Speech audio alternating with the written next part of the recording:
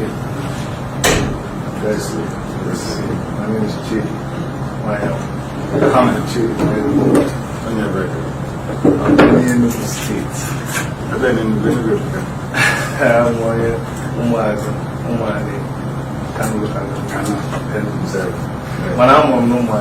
Are you serious? Former Elizabeth Hospital. You don't you need to, anyway, we need people in different places. Yes. We need different help. Yeah. Odinman, please, I beg to move my car. And, how are you? No. I got my interview and that's super came. Sunday, change. However, behind it. Okay. So, my name is Chidi. I am Dr. Chidi. For the purposes of this discussion, I'm going to be speaking as the owner of Worship Media. Worship Media is a multimedia company. We're into film production, we're into content that stirs you into thinking. And we have been following you. We've posted a lot of the things that you have been doing around. We admire you so much. We're full of respect for you. And we really wanted to be part of what is going on. So we have pleaded with the organizers and they allow us and they gave us that privilege. So I personally consider it a very big privilege to be sitting next to you. You must forgive me sometimes because I see you in so many ways. You are a leader and a highly respected person, but then you're just an ordinary young man like me. So, and when I say you are an extraordinary person, brilliant, intelligent, and I accord you the full respect of the leader of the group that you lead and for what you have achieved, I really do respect you. But why I like to see you from the perspective of a young man like me is because that inspires me and that inspires people of my generation.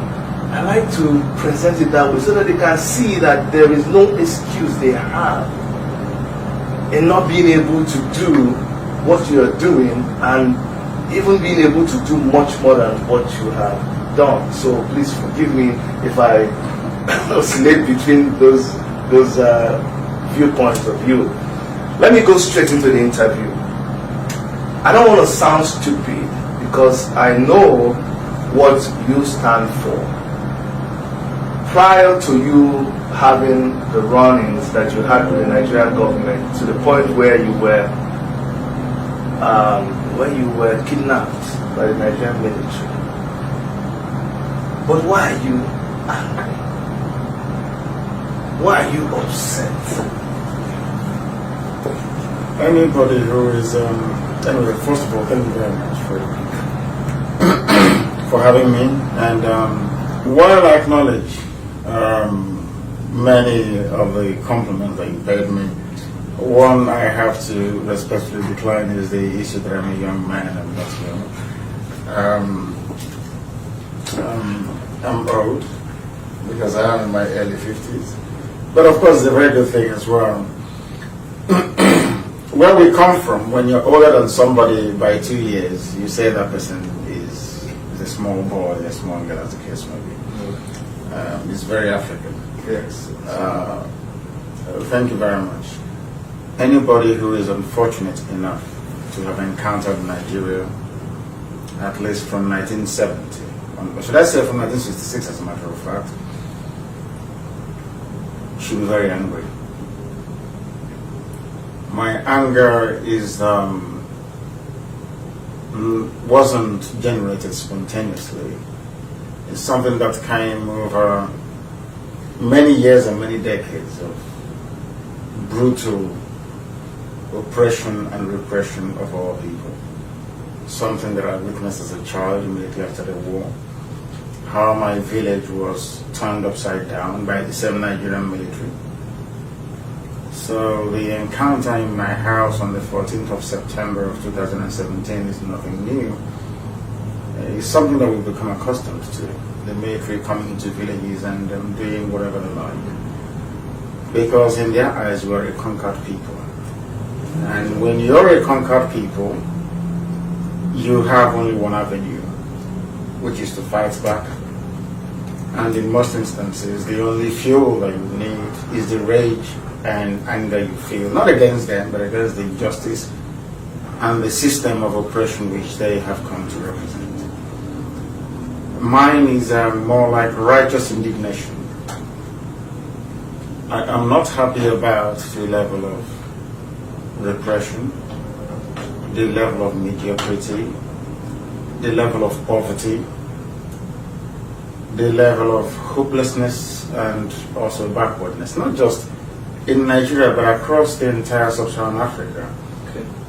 And it gives me a cause for concern because some of the universities that the leaders of the civilized world attended, we're in Canada today, most of the universities that they went to, some of these African leaders went to the same schools as well. So I'm beginning to wonder, when they taught the same subjects or the same discipline, why must things be different? Why must we be so backward in Africa?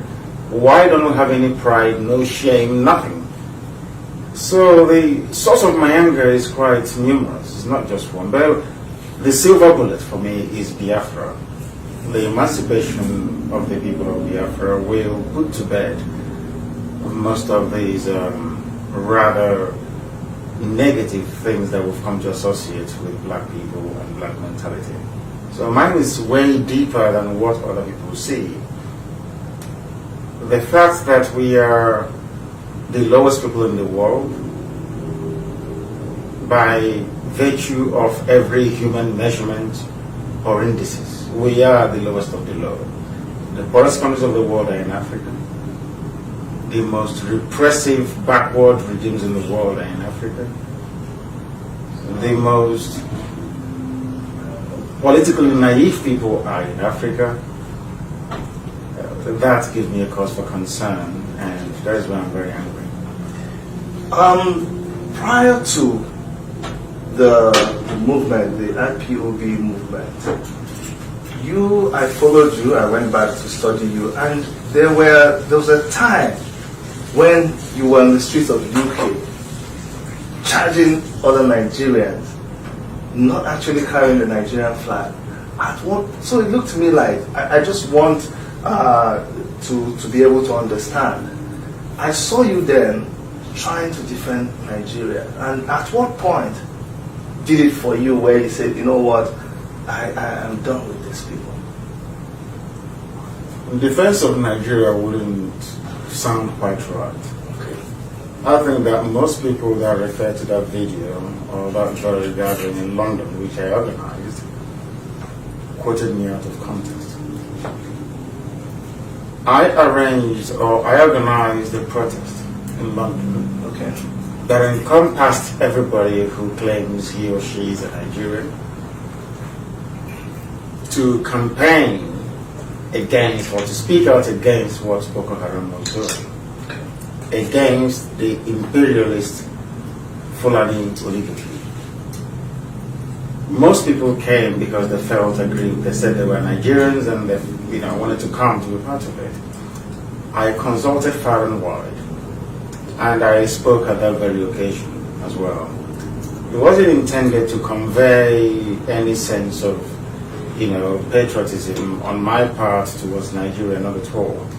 We were reacting to a series of events that shouldn't have happened in the first place. In this instance, what the Boko Haram people were doing to innocent people back home, especially the Igbos that were massacred in Madala, if I'm not mistaken. So that gave birth to it. And also, it served a very useful purpose, to gauge the sincerity of Nigerians towards fighting what was obviously a menace, an evil, more or less. But as time went on, I discovered that the country was unsalvageable.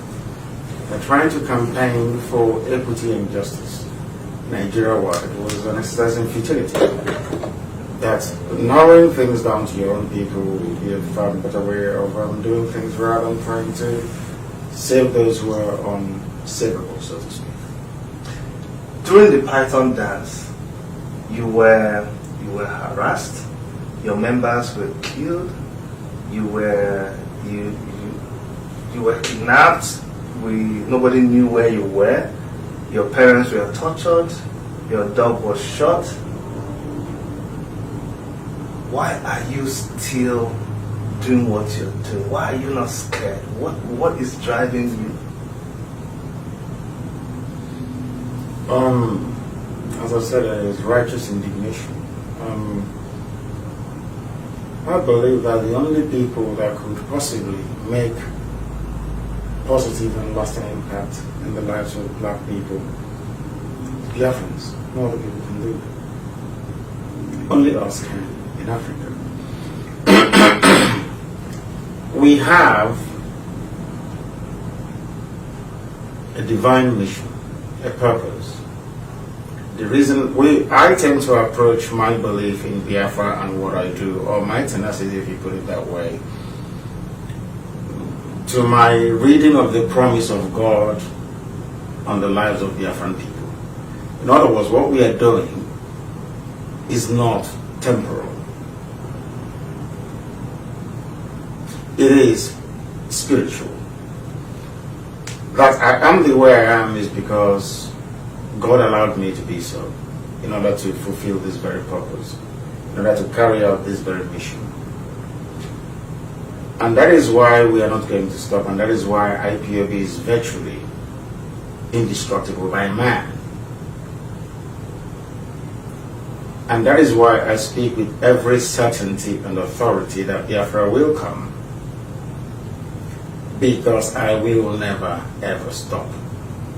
Regardless of the obstacle, regardless of the attempt at inducement, regardless of the frustrations, regardless of the lies, there is nothing on this earth. If you bring me the sun and the moon, I won't stop until Biafra comes. Because I understand what Biafra represents. People don't. I do. That Biafra is the only singular hope for black people on this very earth. Without Biafra, there is no God. But I know there is, and that's why Biafra will. You sound very, very convinced in what you're saying. But let me ask you, and that's a little confusion. Has Biafra become a religion? And I'm going to ask you, I'm going to tell you why I say this. When IPOB is conducting their evangelism, and when you are gathered, at the end of, from time to time, you say things like "Ise," and I want an explanation, because some people think, are you trying to mix? Just let me hear from you. Explain to us why you have to say "Ise" and why you seem to adopt some kind of religious rites of the Jewish faith. What is IPOB turning into? Or what is it? I just want people to understand what is going on. IPOB is a political, social, and spiritual movement.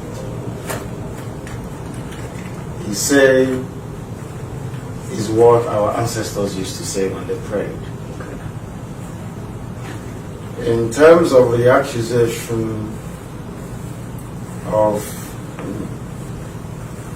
Judaism, or should I say the coloring of Judaism, what we do, are people that don't quite understand what it means to be a Biafran. Before the white man came, there's a place called Arachuku. Yeah. In that Arachuku, there was a temple.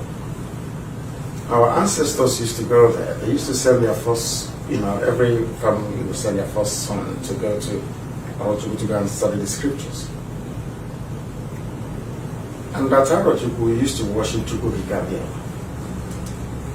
If you're familiar with the cultures of the Benda people, Arajugu for instance, and Ohafia and Dabre, but there's something called Benda Waters, I'm sure you know that. Mm-hmm.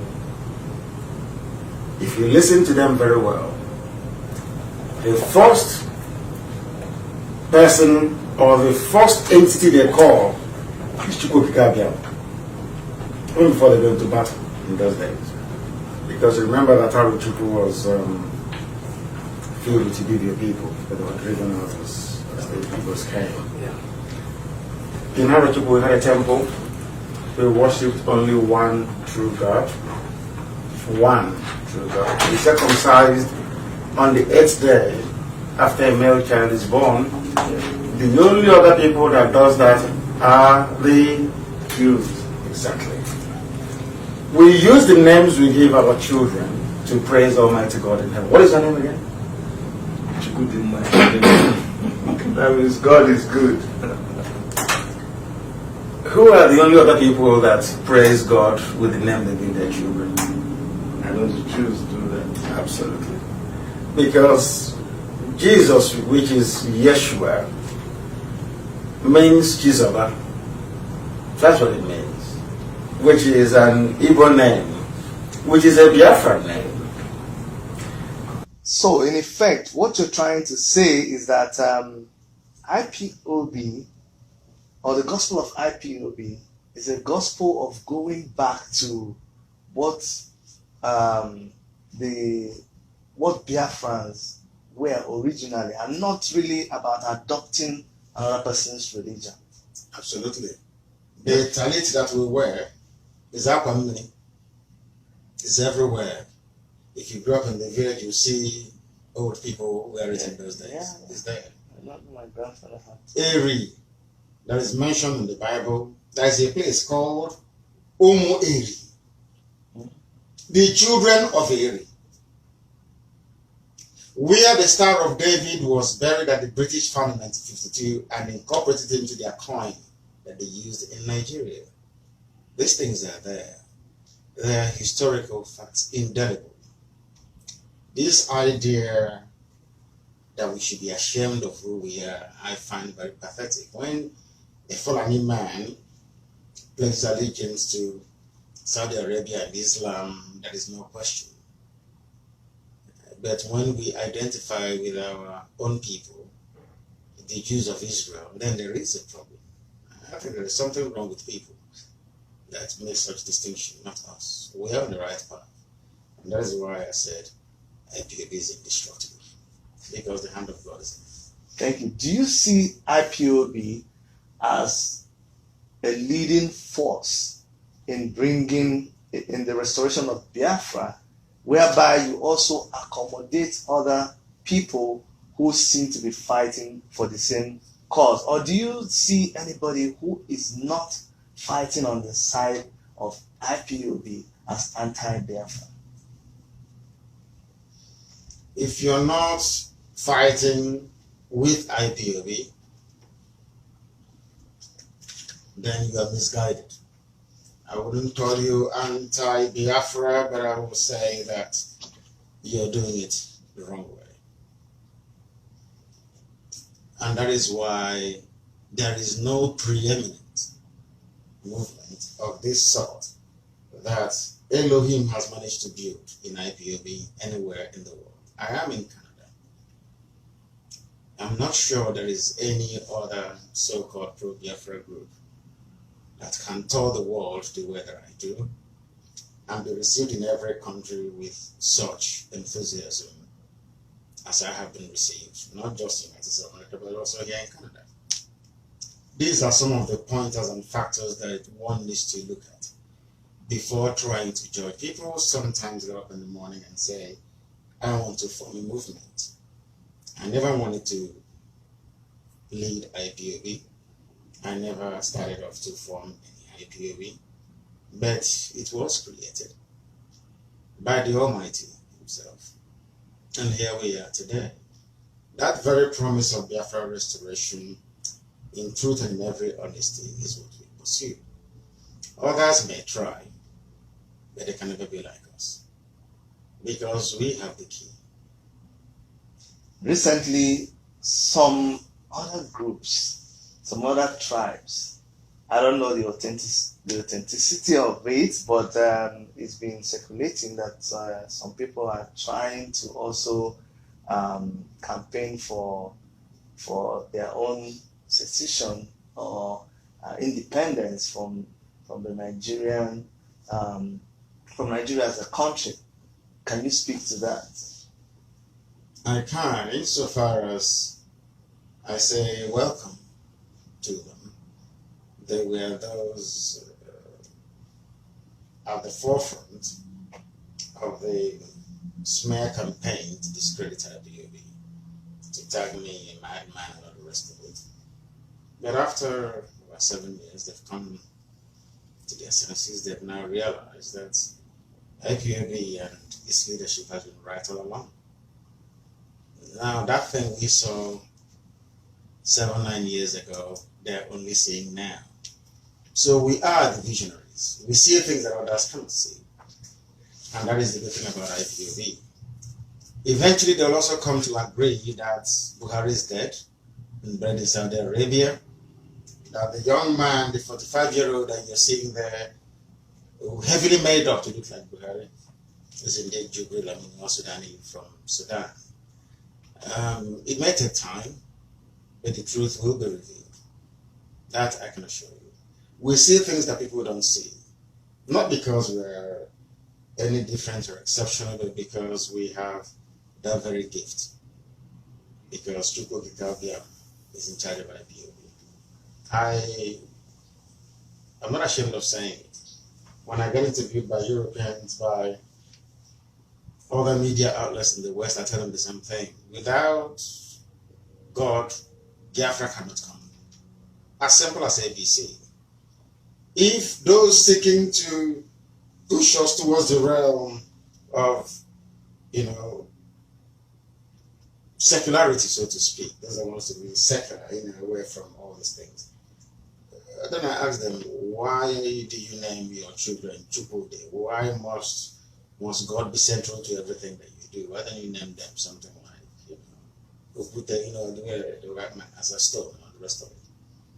So we cannot deny who we are. It's about time we stood up and be very proud of our heritage. Thank you so much. I know you've had a very busy day. I don't want to keep you, but can you plot for us what is the trajectory? Where is IPOB going to? We're heading towards freedom. When do you think this will come? It depends on when the time is right. It's not for us to decide. Our duty is to keep pushing. And that I assure you we're going to do until the affair is restored. We cannot stop. We cannot seek to slow down what we're doing. We are going to continue until we succeed. Nothing can stop us. We don't know when, but it's not going to be long. I'm going to ask you a question that I'm not sure I'm going to get an answer to, but permit me to ask you, because it's a big puzzle. Yeah. The last time during the Python dance operation, the last time we saw you was you were outside. There was a video of you talking about how, look at what they did to my people, and then we saw another video of bombarding of your house. We didn't see you, we didn't hear from you. And the next time we were to hear from you was in Israel. Can you tell us what happened between that time? I was taken away by my men. I lost a bit of them. Sorry, can you say that again? I was shielded from the onslaught of the enemy that resulted in the death of my man. And I sustained injuries. I was taken away from my compound. and secured somewhere, and then made my way to Israel. So you guys heard it for the first time on Worship Media. What actually happened to Nnamdi Kanu after the Scorpion Dance invasion? Because it's been a big mystery, but today we've revealed it to you. So I feel privileged that you're actually talking about it like this, because there are so many conspiracy theories about it, and I personally was very worried when Uchemefo, who I must commend, is a very fantastic human being, because even though I was not a member of IPOB, the way he handled things here, and I confronted him with the question when he was here. I said, "Where's Nnamdi Kanu?" And he just said, "Chidi, why don't you go and ask the people that bombarded his residence?" So, but when you finally surfaced in Israel, it was a big relief to a lot of us here. I want to let you know that there was a day. You remember, I called Jerry.